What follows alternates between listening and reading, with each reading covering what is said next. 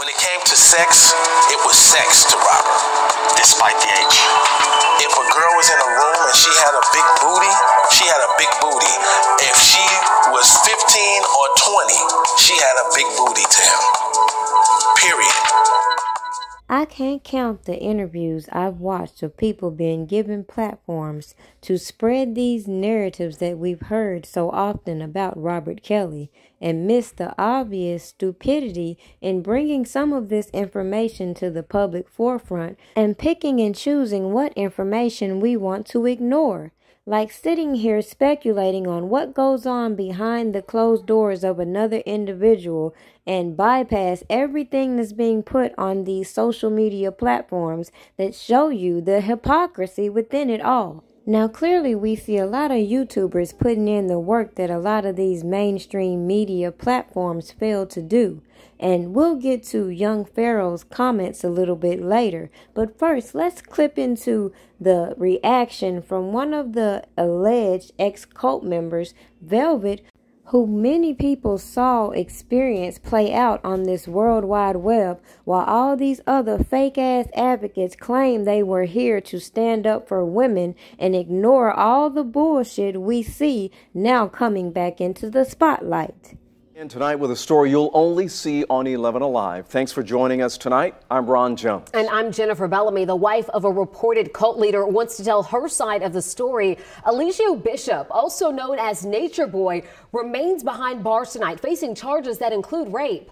11 Alive's Paula Suro just finished speaking with his wife, and she joins us live at the DeKalb County Jail where Bishop is tonight. Paula? Yeah, Jennifer, you know, after 3 years of knowing each other, Velvet Marquez tells me Eligio Bishop forced her to marry him. Why? She says that he'd tell her that she'd then be forced to bail him out of jail if anything were to happen to him. And of course, today, something quite opposite is happening. She's telling us her side of the story. I feel that now looking back, I feel that I fell in love with an idea because he pretended to be someone that he wasn't. Behind this smiling face, Velvet Marquez faced her hardest years next to Eligio Bishop. He literally held me hostage. He took all of my identification, my passport, my birth certificate, my social, my bank cards, everything, you name it, medical documentations. She says Bishop, the leader of the so-called cult Carbon Nation, went from spoiling her to abusing her when she got pregnant. I was forced to engage in sexual activity that I did not want to do. I was still strangled on multiple occasions. So I had to willingly engage in these sexual activities because of to keep myself safe. He would abuse me in front of the women. She had their daughter in 2019, and a year and a half later, she says he forced her to legally marry him in a Las Vegas chapel. There was no medical attention given to us, so when I actually went into labor,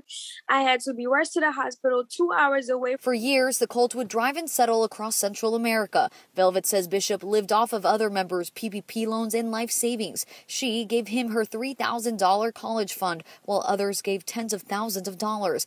And after 4 tries, she successfully ran away with their daughter with no money but hope. My child is important. I don't understand how anybody could leave their child to be with him or to go live with him. Now, Velvet tells me she has since received death threats from Eligio and that he even showed up to her family's home in Louisiana just months after she ran away. Jennifer? Paula, do we know, did she ever try reaching out to law enforcement? She tells me she did, but it was very hard to track him down because he moves so often running away from law enforcement. But of course, now he is behind bars. Now, it don't take a genius to see why these Me Too, Time's Up, and fake-ass mute R. Kelly advocates lost me from the gate. Because as you will see in anybody else's case, it don't take all this fugazi-ass shit we saw playing out on the internet to make a case, while we see all these alleged accusers exposing one another online. The difference is, in this particular case, we saw these people engaging in specific things publicly, whereas they wanted us to condemn Robert Kelly based on hearsay and what people say they didn't see but allege he did. The simple concept that I have stood on since day one is not my job to speculate on what I think. It's the government's job to prove it, as we will see in Nature Boy's case. The question is all those people that claim to be so down for him, if they will stay down for him for the long ride? As we see over here, people do a whole lot of flip-flopping when the heat comes upon them.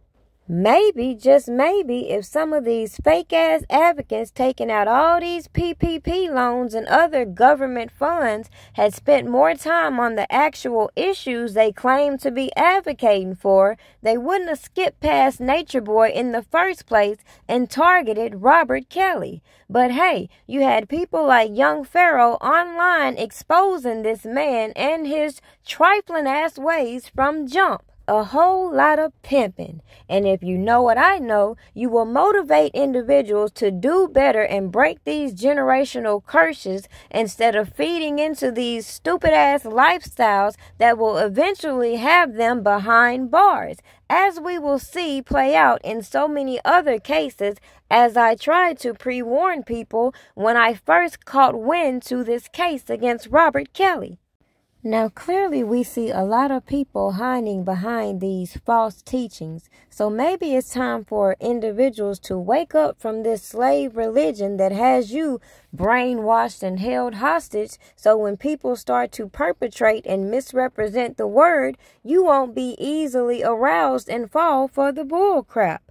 Like in young Pharoah's case, who feels like this guy, Nature Boy, bit his style, took all of his teachings, put his little spin on it, and now has all these individuals he's recruiting using these platforms. So just like in Mark Zuckerberg's case, who had to go and talk to the FBI and all these people at the White House, shouldn't these platforms be held accountable when these individuals are using them with malicious intent, as we see on public display, while they raise their revenue at the expense of the black culture? Make this shit make sense.